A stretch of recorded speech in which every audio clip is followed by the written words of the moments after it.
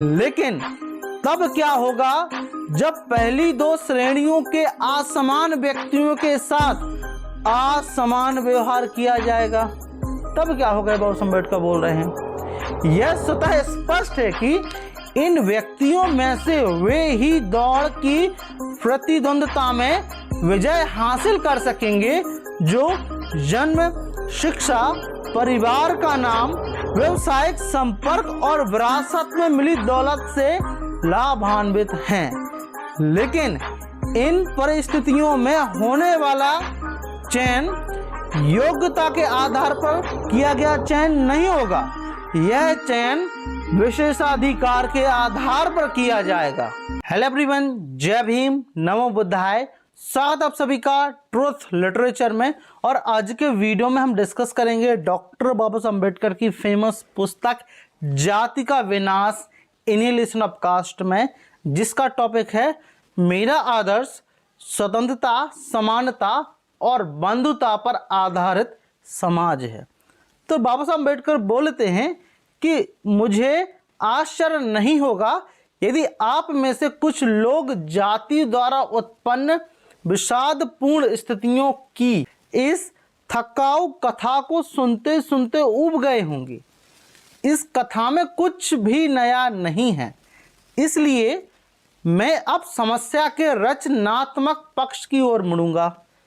आप जाति को नहीं चाहते तो आपका आदर्श समाज क्या है? यह प्रश्न आपके द्वारा पूछा जाना अवश्य भावी है। अगर आप मुझसे पूछते हैं तो मैं कहूँगा मेरा आदर्श एक ऐसा समाज होगा जो स्वतंत्रता, समानता और भ्रातृत्व पर आधारित हो। और क्यों ना हो? बाबा साहब अम्बेडकर बोलते हैं, आगे बाबा साहब अम्बेडकर बोलते हैं कि भ्रातृत्व पर किसी को क्या आपत्ति हो सकती है? एक आदर्श समाज को गतिशील होना चाहिए। वह ऐसे माध्यमों से भरा हुआ होना चाहिए जो एक हिस्से में होने वाले परिवर्तन को दूसरे हिस्से में ले जाने में सक्षम हो। एक आदर्श समाज में बहुत सारे हित होने चाहिए जिनका सचेत रूप से संप्रेषण होगा और जिन्हें सभी के द्वारा साझा किया जाएगा। सहाचार की अन्य विधियों के साथ संपर्क के विभिन्न प्रकार के और स्वतंत्र बिंदु होने चाहिए। दूसरे शब्दों में सामाजिक अंतराभिसरण होना चाहिए। भ्रातृत्व यही है, यह बाबा साहब अम्बेडकर बोलते हैं। आगे बाबा साहब अम्बेडकर बोलते हैं कि जिसका दूसरा नाम लोकतंत्र है।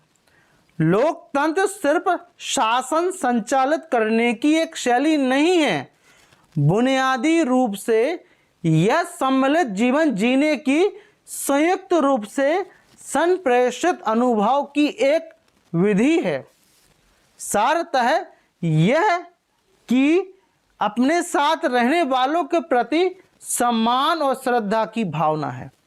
यह बाबा साहब अम्बेडकर बोलते हैं कि लोकतंत्र केवल ऐसा नहीं है कि विधि है चलाने की। आगे बोलते हैं बाबा साहब अम्बेडकर कि स्वतंत्रता को लेकर कोई आपत्ति अपनी इच्छा अनुसार आने जाने की स्वतंत्रता के अर्थ में जीवित रहने और अंगहीन किए बगैर जीवित रहने के अधिकार के अर्थ में स्वतंत्रता के प्रति शायद ही किसी को आपत्ति हो। संपत्ति, औजार और कच्चा माल रखने, जो जीविका कमाने, शरीर को स्वतंत्र रखने के लिए आवश्यक है, के अधिकार के अर्थ में स्वतंत्रता पर किसी को आपत्ति नहीं है।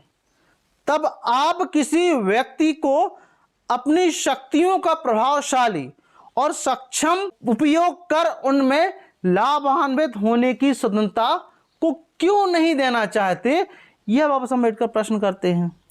जाति के समर्थक जो जीवित रहने, अंगहीन ना किए जाने और संपत्ति रखने के अधिकार के अर्थ में स्वतंत्रता की अनुमति देंगे।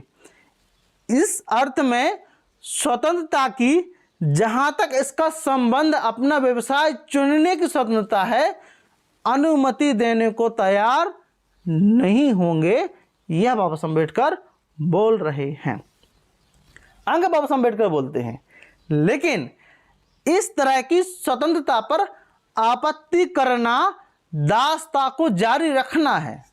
दासता सिर्फ पराधीनता और विधि सम्मत बनाया हुआ रूप नहीं है, यह समाज का एक ऐसा चरण है जिसमें कुछ लोग दूसरों से वह दिशा स्वीकार करने के लिए बाध्य हैं जो उनके आचरण को नियंत्रित करती है।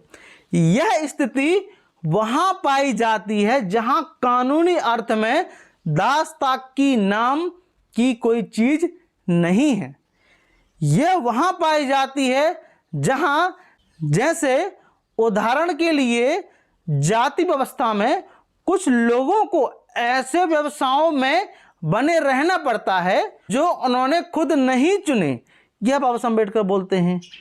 आगे बाबा साहब अम्बेडकर बात रखते हैं अपनी, बोलते हैं समानता पर कोई आपत्ति फ्रांसीसी क्रांति के नारे का यह सर्वाधिक विवादास्पद हिस्सा है। समानता पर आपत्तियां तार्किक हो सकती हैं और यह तो स्वीकार करना ही होगा कि सब मनुष्य समान नहीं होते, लेकिन इससे क्या, यह प्रश्न है। समानता एक काल्पनिक वस्तु हो सकती है, लेकिन फिर भी नियंत्रक सिद्धांत तो इसे ही बनाना होगा। किसी आदमी की शक्ति इन चीजों पर निर्भर है। पहला, शारीरिक आनुवंशिकता, दूसरा सामाजिक विरासत या निधि, जैसे माता पिता द्वारा देखभाल, शिक्षा, वैज्ञानिक ज्ञान का संचय, यानी वह हर चीज जो उसे औसत से ज्यादा दक्ष बनाती है, और अंतिम तीसरा, उसका अपना प्रयत्न। इन तीनों मामलों में मनुष्य की स्थिति असंदिग्ध रूप से समान नहीं है। मतलब जो तीनों रूप हैं यह समान नहीं है, बाबा साहब अम्बेडकर बोल रहे हैं। लेकिन प्रश्न यह है, चूंकि वे असमान हैं, इसलिए क्या हम उनके साथ असमान व्यवहार करेंगे? यह एक ऐसा प्रश्न है जिसका उत्तर समानता के विरोधियों को देना होगा। यह बाबा साहब अम्बेडकर बोल रहे हैं कि जो तीनों, जो बाबा साहब अम्बेडकर बताए हैं कि तीन शक्तियों पर निर्भर हैं, ये समान नहीं हैं। और आगे बाबा साहब अम्बेडकर बोलते हैं, वह बोलते हैं क्या, एक व्यक्तिवादी के नजरिए से जहां तक मनुष्य असमान है, उनके साथ असमान व्यवहार करना उचित हो सकता है। प्रत्येक व्यक्ति को उसके अंदर निहित शक्तियों के पूर्ण विकास के लिए जितना संभव है उतना प्रोत्साहन देना वांछित हो सकता है। लेकिन तब क्या होगा जब पहली दो श्रेणियों के असमान व्यक्तियों के साथ असमान व्यवहार किया जाएगा? तब क्या होगा, बाबा साहब अम्बेडकर बोल रहे हैं। यह स्वतः स्पष्ट है कि इन व्यक्तियों में से वे ही दौड़ की प्रतिद्वंद्विता में विजय हासिल कर सकेंगे जो जन्म, शिक्षा, परिवार का नाम, व्यवसायिक संपर्क और विरासत में मिली दौलत से लाभान्वित हैं। लेकिन इन परिस्थितियों में होने वाला चयन योग्यता के आधार पर किया गया चयन नहीं होगा। यह चयन विशेषाधिकार के आधार पर किया जाएगा, या फिर यह चयन विशेषाधिकार के आधार पर किया गया चयन होगा, जिस कारण से यह आवश्यक है कि तीसरी श्रेणी में, जिसका जिक्र ऊपर के पैराग्राफ में किया गया है, हमें मनुष्यों के साथ असमान व्यवहार करना चाहिए। उसी कारण से यह भी आवश्यक है कि प्रथम और दूसरी श्रेणी में हमें मनुष्यों के साथ जितना संभव हो उतनी समानता के साथ व्यवहार किया जाना चाहिए। तो बाबा साहब अम्बेडकर पहले के पैराग्राफ में क्या बोलते हैं, ये बहुत महत्वपूर्ण बात है। हम बोल सकते हैं आज जो आरक्षण का विरोध करते हैं कि आरक्षण जो होना चाहिए वह योग्यता के होना चाहिए, योग्यता के आधार पर होना चाहिए, और जो हमारा जो चयन हुआ है वह योग्यता के आधार पर चयन हुआ है। लेकिन असल बात यह है कि यह योग्यता के आधार पर नहीं हुआ, यह विशेषाधिकार के आधार पर हुआ। क्योंकि जिन लोगों को सदियों से शिक्षा, स्वास्थ्य, व्यापार, यहाँ तक कि उनको मनुष्य होने के अधिकार नहीं थे, अगर वह लोग आरक्षण के आधार पर अगर वो आगे बढ़ने लगे, अगर ये आगे बढ़ने लगे, तो इसका सिर्फ एक ही कारण है, वह है आरक्षण और समानता। तो लोग क्या करते हैं कि बोलते हैं जो मैंने पाया है वह तो मैंने अपनी मेहनत से पाया है। वह एकदम धूर्त व्यक्ति हम बोल सकते हैं, खासकर जो यंगस्टर हैं, जो स्कूल से कॉलेज में जाते हैं, तो उनके साथ विशेष ये चीज़ें होती हैं। तो आगे बाबा साहब अम्बेडकर बोलते हैं इसके विपरीत तर्क दिया जा सकता है कि यदि समाज के लिए अपने सदस्यों से अधिकतम प्राप्त करना अच्छा है, तो यह अधिकतम वह तभी प्राप्त कर सकता है जब वह दौड़ की प्रतिद्वंद्विता शुरू होने के ठीक पहले ही सभी को जहां तक संभव हो समान बनाए। कि जो प्रतियोगिता है सभी को समान अधिकार, समान टाइप का सिनेरियो होना चाहिए, हम बोल सकते हैं, तब यह हो सकता है। तो हम तर्क दे सकते हैं कि जब तक समाज में असमानता है, जब तक समाज में जातिवाद है, तब तक आरक्षण को होना ही चाहिए।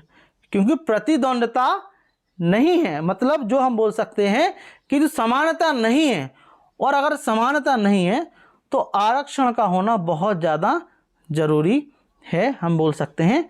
इस वीडियो के माध्यम से हम बोल सकते हैं।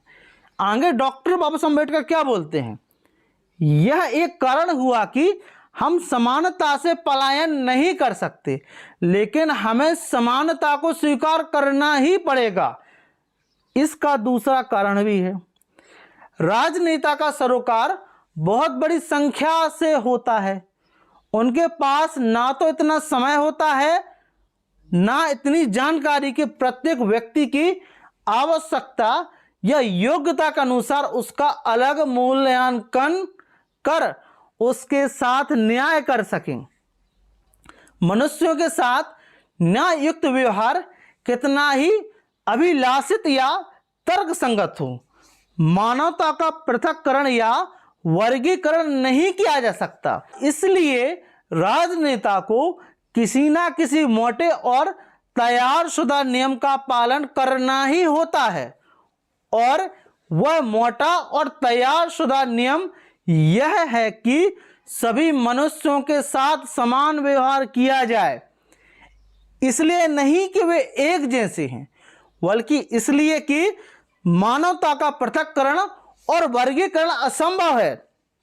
समानता के सिद्धांत में यह एकदम स्पष्ट दिखाई देने वाली त्रुटि है, लेकिन सारी स्थितियों को